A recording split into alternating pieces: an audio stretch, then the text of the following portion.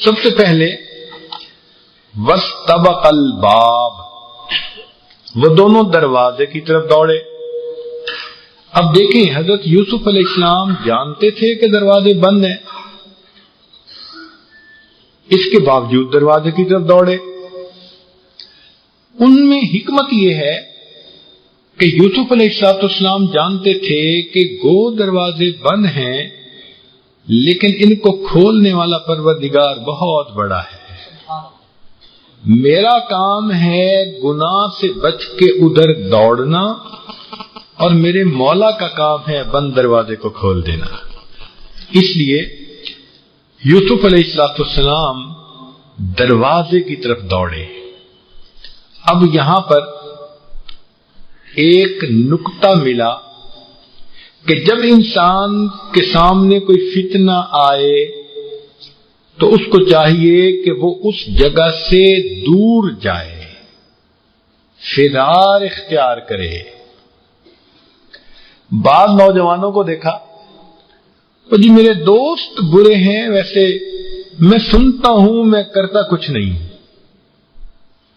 جس نے یہ کہا کہ میں دوستوں کی باتیں سنتا ہوں کرتا کچھ نہیں، اس نے خوبصورت جھوٹ بولا۔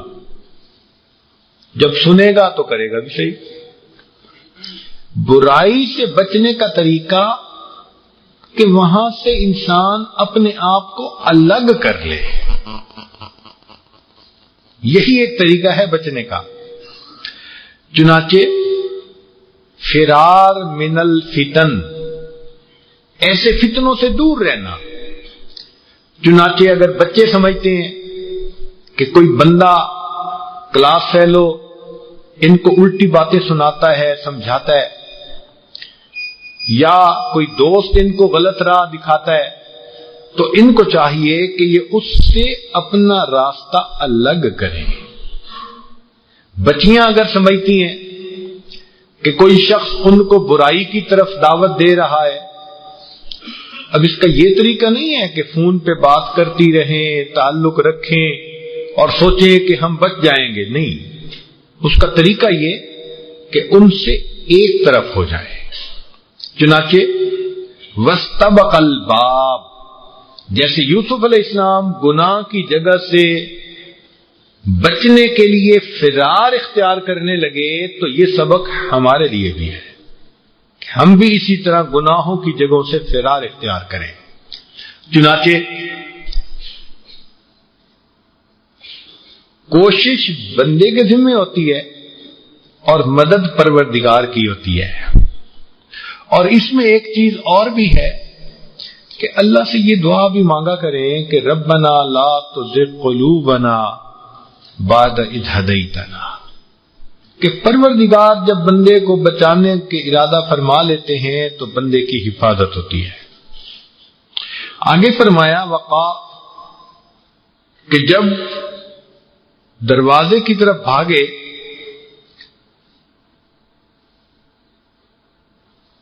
وَأَلْفَ يَا سَيِّدَهَا لَدَى الْبَابِ، تو دروازے پر اس عورت کے خاوند کو کھڑے دیکھا۔ سید اس کا مطلب ہوتا ہے مالک۔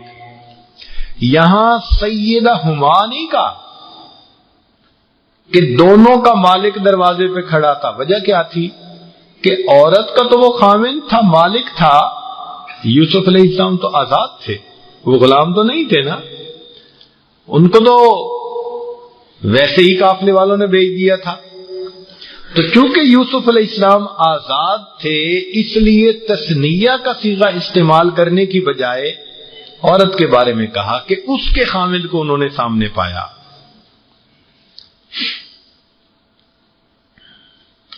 پھر جب عورت نے پیچھے سے پکڑا لباس کو اور یوسف علیہ السلام دوڑے، تو لباس نے تو پھٹنا ہی تھا، لیکن ظاہری لباس پھٹ گیا اور تقوی کا لباس سلامت رہا۔ تو یوسف علیہ السلام نے کیا خوب سودا کیا کہ ظاہری لباس پھٹ گیا اور تقوی کا لباس سلامت رہا۔ اب جب مرد کو آگے سے دیکھا تو دیکھیے عورت کی ٹون ہی بدل گئی، انداز ہی بدل گیا. ابھی تھوڑی دیر پہلے ان کو بہلا پھسلا رہی تھی، کہہ رہی تھی قالت حیت لک، اور ابھی جب خامد کو دیکھا تو کہتی ہے قالت ما جزاء من اراد باہلک سوءا، کیا بدلہ ہے اس بندے کا جو تمہارے اہل خانہ کے بدکاری کا ارادہ کرے. سارا ملبہ کس پر ڈال دیا؟ اور نفسانی شیطانی محبتوں کی خاص پہچان یہی کہ جب کوئی بات بنتی ہے تو مرد کہتا ہے کہ اس نے مجھے اپنی طرف مائل کیا، عورت کہتی ہے نہیں نہیں نہیں، اس نے مجھے اپنی طرف مائل کیا. کوئی ذمہ داری نہیں لیتا، اپنی بجائے دوسرے پہ ڈالتے ہیں. یہ نفسانی محبتوں کا انجام ہوتا ہے، اور وہی عورت نے کیا کہ بلا خود رہی تھی اور ابھی کہا کہ اس بندے کا کیا سزا جو تمہارے اہل خانہ کے ساتھ. علمی نکتہ کہ اس نے یہ نہیں کہا کہ اس بندے کا کیا بدلہ جو میرے ساتھ برائی کا ارادہ کرے. اس نے یہ نہیں کہا. یہ بھی تو کہہ سکتی تھی نا کہ اس بندے کا کیا بدلہ ہے جو میرے ساتھ برائی کا ارادہ کرے. نہیں، مفسرین نے لکھا اس نے اہلک کا لفظ استعمال کیا، اہل خانہ. کیوں کہ اہل خانہ کے لفظ کے استعمال سے خامد کی غیرت آتی تھی، اس کی غیرت کو جگانا تھا اس نے. اس لیے کہا کہ کون جو تمہارے اہل خانہ کے ساتھ بدکاری کرے. تو اہل خانہ کا نام سن کے بندے کو غصہ آ جاتا ہے. تو اس نے یہ نہیں کہا کہ میرے ساتھ بدکاری، اہلک لفظ ایسا استعمال کیا کہ جس سے پتہ چلے کہ اس کی غیرت بھڑکے. اور پھر اس کے بعد اس نے دو باتیں کی کہ یا تو ان کو جیل بھیجا جائے یا ان کو سزا دی جائے. تو مفسرین نے لکھا کہ اس نے دو سزائیں ان کے لیے تجویز کی. جیل تھی لانگ ٹرم سزا، پنشمنٹ، اور جو عذاب علیم تھا وہ تھا فوری پنشمنٹ. کہنا یہ چاہتی تھی کہ ان کو جوتے بھی لگیں اور ان کو حبس میں بھی رکھیں. تو اس نے دو طرح کے ان کو سزا دینے کی تجویز پیش کی. سجن جو تھی نا یہ معجل سزا تھی، اور عذاب علیم یہ معجل سزا تھی. اب جب اس نے یہ بات کہی وَشَهِدَ شَاهِدٌ مِّنْ أَهْلِهَا، ہاں تو اس پر یوسف علیہ السلام نے فرمایا کہ اس عورت نے قال ہی راودتنی عن نفسی، کہ اس نے مجھے بہکایا ہے. اب یہاں ایک نکتہ ہے کہ عورت نے مرد کا نام لیا اور یوسف علیہ السلام نے عورت کے بارے میں بتایا. تو مفسرین نے لکھا کہ جب مخالف سے ضرر پہنچنے کا اندیشہ ہو تو پھر اس کی بات کو انسان کھول سکتا ہے. جب مخالف سے نقصان پہنچنے کا اندیشہ ہو تو اس ضرر سے بچنے کے لیے، نقصان سے بچنے کے لیے انسان اس کی غلطی اور عیب کو بھی کھول سکتا ہے، مگر لوگوں کے سامنے نہیں، اس کے سامنے جو فیصلہ کرنے والا ہو. یہ نہیں کہ تشہیر کر دو اور جی فلاں ہمارا مخالف ہے، اب اس کی چھوٹی سی بات بس پورے شہر میں ڈنکا بجا دو. نہیں، جو حکم ہو، جو فیصلہ کرنے والا ہو، جو معاملے کو سمجھانے والا ہو، سلجھانے والا ہو، تو ایسی صورت میں اس کے سامنے اپنے مخالف کی بات کو کر دینا شریعت نے اس کو جائز قرار دیا ہے. یہ یوسف علیہ السلام کی جو بات تھی نا کہ ہی راودتنی عن نفسی، تو گویا مخالف کا پول کھول دیا. جب یہ بات ہوئی تو شاہد شاہد من اہلہا، تو گھر میں ایک چھوٹا بچہ تھا، اس نے گواہی دی. اب ذرا غور کرنا کہ اللہ رب العزت کی سنت یہی ہے کہ معصوم لوگوں کی معصومیت کی گواہی ہمیشہ معصوم زبانوں سے دلواتے ہیں. چنانچہ آپ دیکھیں فرعون نے، حدیث پاک میں آتا ہے کہ 4 بچوں نے بچپن میں کلام کیا. ایک فرعون کے زمانے میں عورت تھی بچے والی، تو فرعون نے کہا کہ تم مجھے خدا مانو، تسلیم کرو. وہ اپنے ایمان پہ پکی رہی. جل رہا تھا تنور، اس نے اس کے بچے کو چھینا اور آگ کے اندر ڈال دیا. تو وہ سمجھا کہ بچے کو آگ میں ڈالوں گا تو یہ پھر میری بات کو مان لے گی.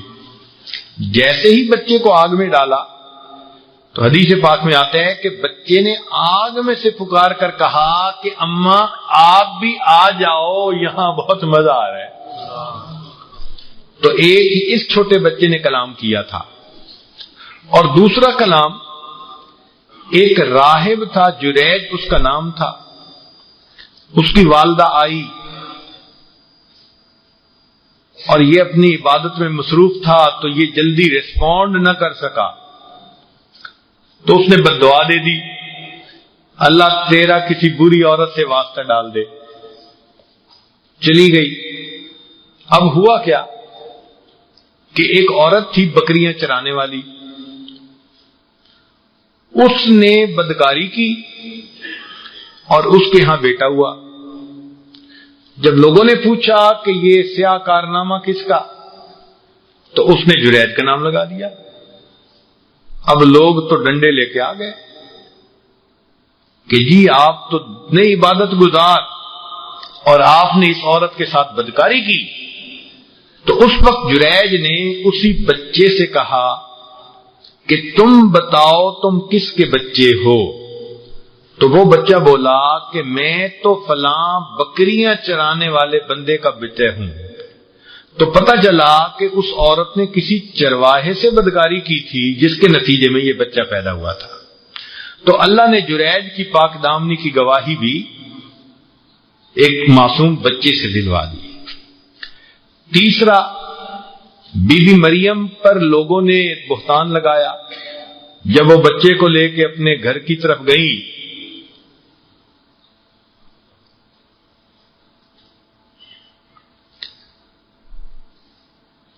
اتت به قومها تحمل قالوا یا مریم لقد جئت شیئا فریا. تانے دینے لگ گئے، یا اخت ہارون ما کان ابوک امرأ سوء وما کانت امک بغیا. ایک تو بی بی مریم تھی پریشان، اوپر سے قوم نے بہتان بھی لگایا، تانے بھی دیے. تو نتیجہ کیا نکلا؟ فاشارت الیہ، بی بی مریم نے بچے کی طرف اشارہ کیا کہ یہاں سے یہ آیا ہے، اسی سے پوچھو کہ یہ کہاں سے آیا، تم میرا دماغ مت کھاؤ. فاشارت الیہ. قالو، کہنے لگے کیف نکلم من کان فی المہد صبیا، وہ چھوٹا بچہ گود میں یہ کیسے بول سکتا ہے؟ تو جب انہوں نے یہ کہا قال انی عبد اللہ، تو عیسیٰ علیہ السلام نے فوراً پکارا کہ میں اللہ کا بندہ ہوں.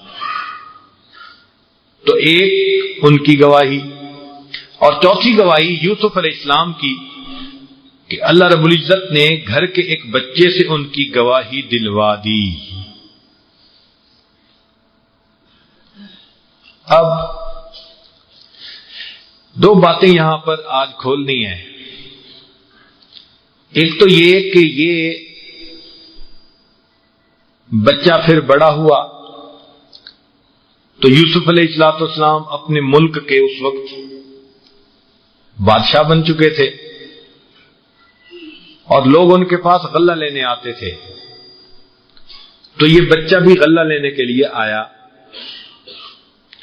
لوگوں نے جو ترتیب بنی ہوئی تھی اس کے مطابق کچھ غلہ دے دیا.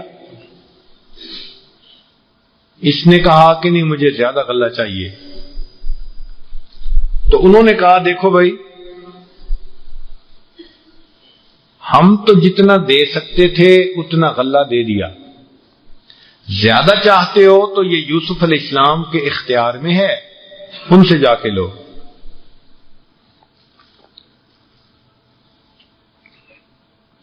چنانچہ وہ یوسف علیہ السلام کے پاس آیا، کہنے لگا حضرت مجھے غلہ چاہیے۔ انہوں نے دیکھا تو انہوں نے کہا اچھا اتنا غلہ اور دے دو۔ اس نے غلہ لیا اور کا مطالبہ کیا کہ مجھے اور چاہیے۔ یوسف علیہ السلام نے فرمایا کہ دیکھو لوگوں نے بھی تمہیں غلہ دیا ہے جو روٹین کے مطابق سب کو ملتا ہے، اور میں نے اور مزید دے دیا تو تم اور زیادہ مانگ رہے ہو۔ تو اس بچے نے آگے سے کہا کہ حضرت آپ کو میرا پتہ نہیں کہ میں کون ہوں، اگر پتہ چل جائے تو آپ مجھے بہت زیادہ غلہ دیں۔ تو یوسف علیہ السلام نے فرمایا کہ آپ کون ہو بھائی؟ وہ کہنے لگا کہ حضرت میں وہی بچہ ہوں جس نے بچپن میں آپ کی پاک دامنی کی گواہی دی تھی، اب میں بڑا ہو گیا ہوں اور اب میں آپ کے پاس آیا ہوں۔ جب یوسف علیہ السلام نے سنا دل اتنا خوش ہوا، اس بچے نے میری پاک دامنی کی گواہی دی تھی، تو آپ نے تو حکم دیا کہ اتنا زیادہ غلہ دیا جائے اور سواریاں بھی دیں اور لوگ اس کو غلہ گھر پہنچا کے آئیں۔ لو جی وہ تو وی آئی پی بن گیا، سواریوں پہ غلہ لادا گیا، لوگ اس کو گھر پہنچانے جا رہے ہیں، بڑے پروٹوکول سے اس کو رخصت کیا۔ جب رخصت کیا تو رب کریم نے فرمایا کہ اے میرے پیارے یوسف علیہ السلام، آپ نے اس بچے کے ساتھ بہت عزت کا معاملہ کیا۔ تو یوسف علیہ السلام نے جواب میں کہا کہ اللہ یہ وہ بچہ ہے جس نے میری پاک دامنی کی گواہی دی تھی، آج جب یہ میرے پاس آیا تو میرا جی چاہا کہ میں اس کو اتنا دوں جو میں دے سکتا ہوں۔ اللہ رب العزت نے فرمایا کہ یوسف علیہ السلام گواہ رہنا، جس نے آپ کی پاک دامنی کی گواہی دی، جب وہ آپ کے پاس آیا تو آپ نے اس کو اتنا دیا جتنا آپ دے سکتے تھے۔ تو میرا بندہ جو دنیا میں میری وحدانیت کی گواہی دے گا، جب وہ میرا بندہ قیامت کے دن میرے پاس آئے گا پھر اس کو میں وہ دوں گا جو میری شان کے مطابق ہوگا۔